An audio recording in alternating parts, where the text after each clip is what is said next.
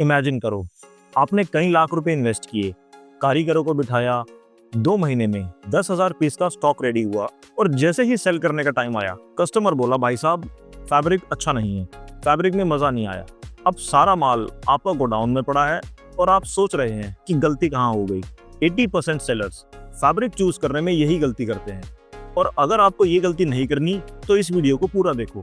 I guarantee fabric को लेकर आपका सारा कंफ्यूजन दूर हो जाएगा। मेरा नाम है अरुण और आप देख रहे हैं सनराइज क्वालिटी एक्सपर्ट। अब बेसिक फैब्रिक्स के साथ मैं आपको उसका यूसेज भी बताऊंगा जिसकी मार्केट में डिमांड है कि ये क्या फैब्रिक है और इससे मोस्टली क्या बनाया जाता है और कितने जीएसएम में यूज होता है। बट इसका मतलब ये नहीं कि ये पत्थर की लकीर है। बनाने को 500 जीएसएम में भी पॉलिस्टर की टी शर्ट बनाई जा सकती है, लेकिन पहनेगा कौन? कोई भी फैब्रिक या जीएसएम लो क्वालिटी या बेस्ट क्वालिटी नहीं होता। सब डिपेंड करता है कि कौन सा फैब्रिक किस सिचुएशन में यूज होता है, वरना वही बात हो जाएगी जैसे 40 डिग्री में कंबल गिफ्ट कर दिया। कॉमन सेंस वाली बात है।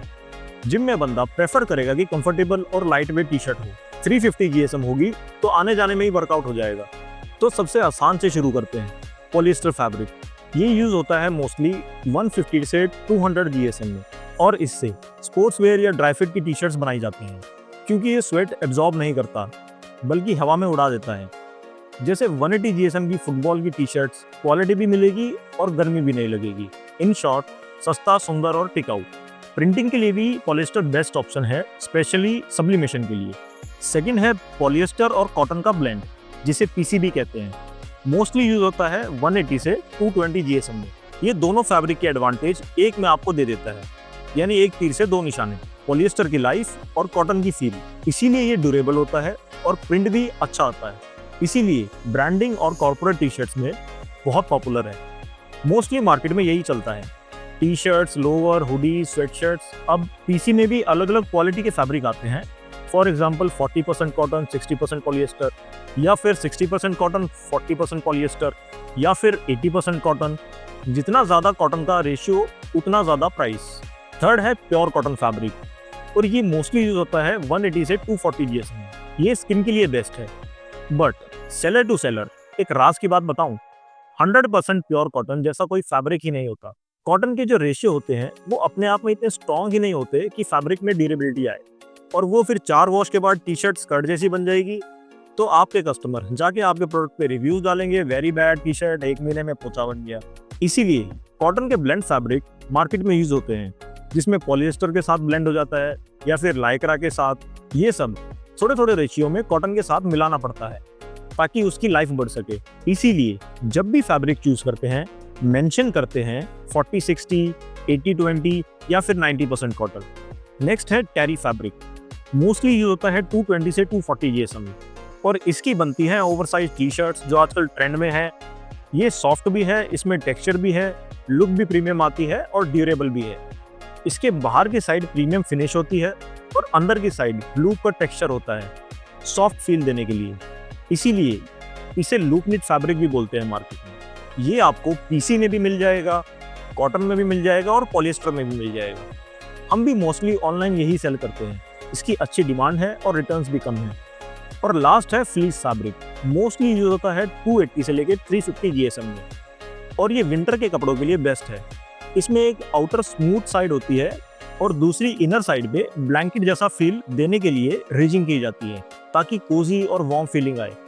ये थिक और हेवी होता है ताकि आपको 5 टी शर्ट की शक्ति एक हुडी में मिल जाए। इसीलिए मोस्टली हुडीज और स्वेटशर्ट्स और लोअर कॉर्ड सेट्स इसी के बनाए जाते हैं। अब ये फ्लीस फैब्रिक पॉलिएस्टर, कॉटन और पीसी तीनों में मिल जाता है जिसमें क्वालिटी के हिसाब से अलग अलग प्राइसेस है। आजकल आपको मार्केट में बायो वॉश और सिलिकॉन वॉश सुनने को मिलता है।